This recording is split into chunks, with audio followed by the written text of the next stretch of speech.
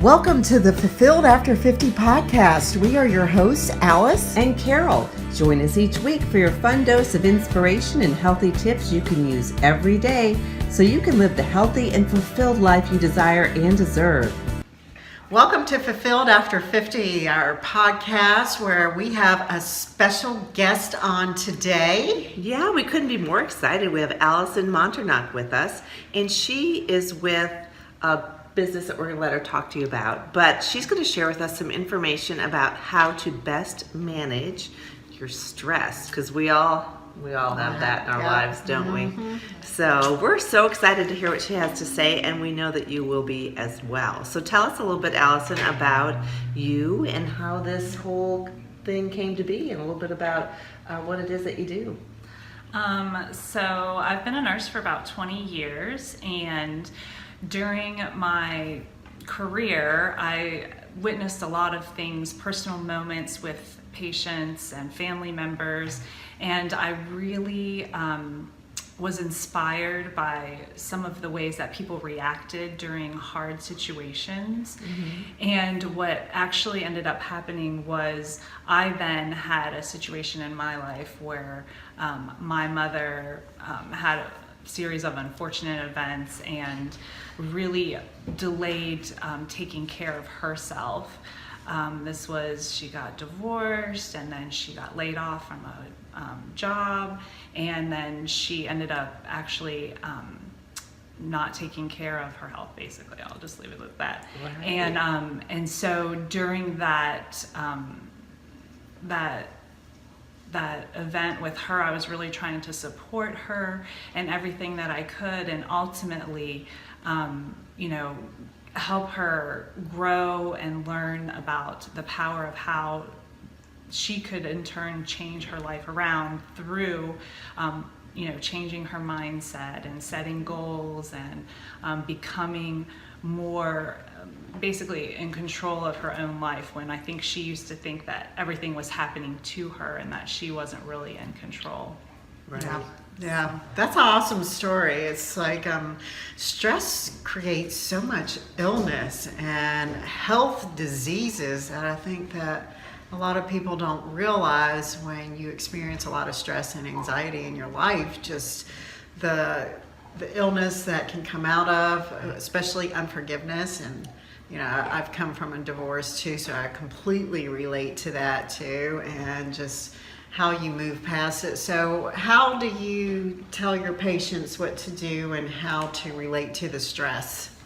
So one of the big things that I like to teach is to use meditation, specifically meditation that causes unattachment to the things that they're experiencing. For example, you can go to my website, eyewitnessfitness.com, and download the guided meditation. But basically it talks a lot about how you're not your thoughts, you're not your body. These are all things that you have, but they're not who you are. And you are, because they're things that you have, you're able to change them with the power of your mind. And so really just teaching those concepts of how to use your mind to create your reality, how to change your health, how to change, because they say you're the average of the top 5 people you spend the most time with, like just simple tips like that. And besides that, eating healthy, right.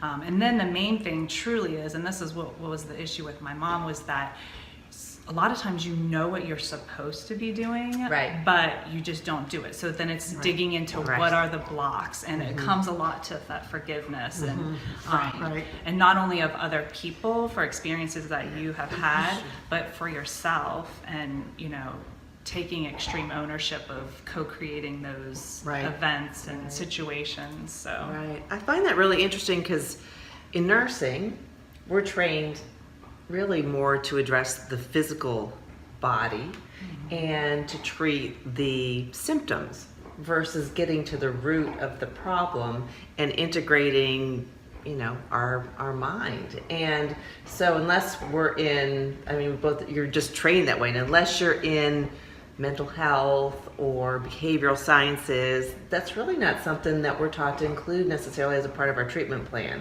So what made you, I'm not sure what area, you were in critical care, weren't you? As when you were at the bedside? I mean, so how did you end up moving into this realm? Space. Yeah. So the interesting thing is, well, I was actually first out of nursing school. I was ortho trauma. So, Okay. and I would do burn and plastics too. So, I would have those patients that were seemingly healthy and then have a traumatic situation Okay. happen. And so that was kind of my first entry into that world. And quite a few of my patients had those, near-death experiences, Right. and what was interesting is that almost all their stories had like a similar line of what had happened to them, and so I think having that really helped me grow. But then what actually propelled me into like switching over to the mind was back in 2007, I was watching Oprah, and she had a book on called The Secret, and it was a documentary about a natural law that I had never heard of before called the Law of Attraction. I had heard about the law of vibration in physics, where you take that tuning fork experiment where you take one tuning fork and you hit it and it starts vibrating. If you hold another tuning fork next to it without hitting it, it'll start vibrating too. Yeah. And so that was really my only experience into that, the law of attraction. But basically this book talked about how you can use your mind to create your reality, and I thought, oh, this is really interesting. And at the time I was the research coordinator for the ortho trauma chief at this hospital, and so I was into researching. I was in PubMed all the time, and so I started researching a lot of what this author had said to do, is to do these thought experiments. And so through doing thought experiments on my own and setting goals, I started accomplishing and learning like how the mind works. Right. And so from that, then I was like, oh, everyone needs to know how to do this. So Right. I've just been, Fascinating. Yeah, How you that is. yeah. I think that's just one, just confirmation of what Carol and I always teach too, is what you think about comes about. So what you go around thinking all day is expect to find that.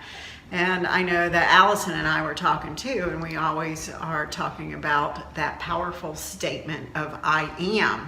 And whatever you say, I am, and what follows that is what's going to come looking for you.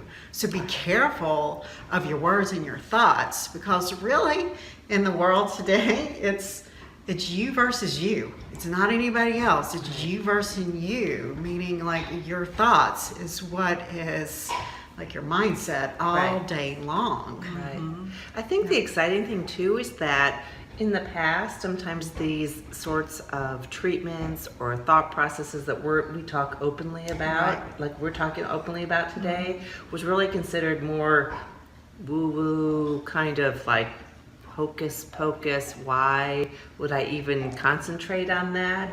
And I think it's really exciting, and maybe it's just because I'm surrounding, when you surround yourself with people who open your mind to such things and actually practice this, I think it's exciting that you're seeing it becoming much more, not necessarily commonplace, but a bit more commonplace. Right, right. Do you see that people openly accept your teachings, and do you kind of have to get over a little bit of a hump of that, like, I don't know if this is going to work for me? Because I have to say, I work with my mom on a lot of these different things, and I have a really hard time getting her to acknowledge up. that this could make a difference in my life. Right. Yeah. And when you meet with negative people, a lot of times they don't want to.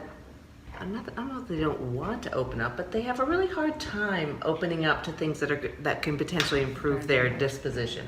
Yeah. So for me, I have had that issue with people, not believing, but I really encourage them to do their own thought experiments, which I don't know, have you guys ever heard of thought experiments or ever done them before? No. Okay, so they're really, really fun. So there's just 3 rules for a thought experiment. You pick some random topic, and it's fun to do this with friends and family. Like the first person I ever did one with my husband. So you pick a random topic, Right. and then the rule is there's no leading. You can't bring it about. And then the third rule is that you have to pick an end time. So I'll put this into perspective. So The first thought experiment we did was we were going to a party, and my husband and I picked the word feet. We're like, okay, somebody's gonna start talking about feet by midnight on my watch. And of course there's no leaving. So we went into the party, and you're having fun, you get separated or whatever. We're on our way home. We had totally forgotten about it.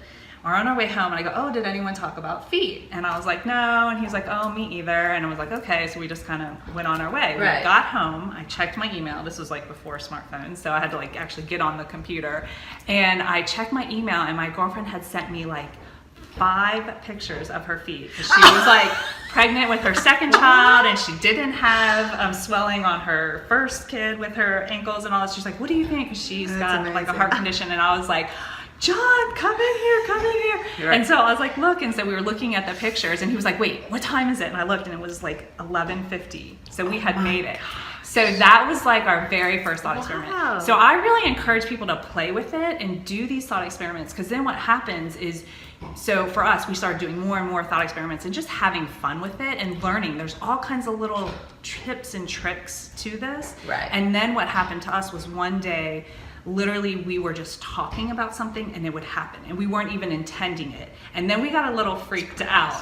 We got really freaked out. And so then that's when I realized, okay, this is legit, a real thing. And so I really like to teach people about the science behind it. Like, how does a thought, which we can measure on an EEG machine, how does it manifest into something that you like physically experience? And so I feel like just, because belief, belief is like, maybe is a thought. I always say belief is a thought you've thought over again until you believe it enough. But I think just switching your perspective of like that, your eyes aren't really taking data in, they're actually like a projector and projecting outwards. And through quantum physics actually kind of explains it, E = mc squared. Yeah. So that's a lot of people know that equation, but they don't really understand why it's such a big deal. Everything is energy, and your mind is source energy. So. We're going to have to integrate that into some of our retreats. Exactly. Yes, that would be amazing. Yeah. So I think we should leave them with maybe top 3 tips that you can give. What's the number one thing you would tell somebody that's watching us today on just how to relieve some of the stress and the overwhelm they may be feeling today? Number 1 is just become present, because when you become present, there's no future. You're not thinking about the future. You're not thinking about the past. So in the present moment, a lot of times the reason we do get stressed is because we're thinking about long term, what's going to happen, or you're going to think about, what people are going to think about me later. But if you can just be present and just stay focused, and like in nursing we say, like, or more in athletics we say, like, trust the training. Like you're here for a purpose to do this, and then mainly just taking care of yourself. And of course there's meditation, which has been scientifically proven over and over again. So I really encourage, healthy living, create a healthy lifestyle, reduce your stress through, I have a whole program online that you can see where I break all the different stressors. There's 6 different stressors, and people don't realize that nutritional stress is usually like their largest. So eating healthy, of course overall sleep is the most important, because that's where you really regenerate everything. So sound familiar? Yeah. Right. How many times have we talked to you guys about sleep? So so I guess just perspective is my number 1, because when you're in that moment and you're stressed, like just doing that positive self-talk, like this isn't going to last forever. I'm trusting my training. I'm doing what I'm supposed to be doing. I'm here for a purpose. And then just, staying centered and knowing that, we're all just here doing the best we can with what we have from where we are. Right. Yeah. So. One of those top tips, I think, like, resonated with me that Allison just said too, is you are the top 5 of who you surround yourself with. So we encourage you, if you are having some toxic relationships, or if you're having somebody that is constantly creating some negative energy around you, is to just cut them out. If they are family and friends, you can't really cut out your family, but you can limit your time. And I have had to do that with some of mine too. You just limit your time with them. and then create some kind of positive energy to like force around them. Right, because you may be a changing force at some point in their life. But, Yes. you also have to, sometimes we just have to protect ourselves a little bit too, I think. Exactly. So if someone wanted to reach out and learn a little bit more about what it is that you do, how would they Find do you. that? So you can find me through Eyewitness Fitness. That's on Instagram, Facebook, and eyewitnessfitness.com. Okay. Awesome. Well, we thank you so much for joining us today, Allison. Yeah. We hope to have Allison back on because she is so great with just the manifestation, and a lot of us don't really understand that law of attraction until we're around somebody that understands it and can implement it and show us how to implement that too, right? That's right. That's right. All right. Alrighty, well, And, have a great day. Catch us here next week with another new episode on Fulfilled After 55. You can reach us on our private Facebook group too, Fulfilled After 55. Yep. And if you haven't subscribed yet, what are you waiting for? Subscribe down below. You can get all of our episodes on Stitcher, iTunes, and that way you don't even have to think about it. It just comes right to your inbox. So make sure you subscribe, and we look forward to talking with you next week. In the meantime, take care, say something great to someone else, be kind, A smile on your face can change Yep. their day. and don't be afraid to learn something new like we That's are. right. Yeah. Makes you grow. All right. Take care. Bye. Bye.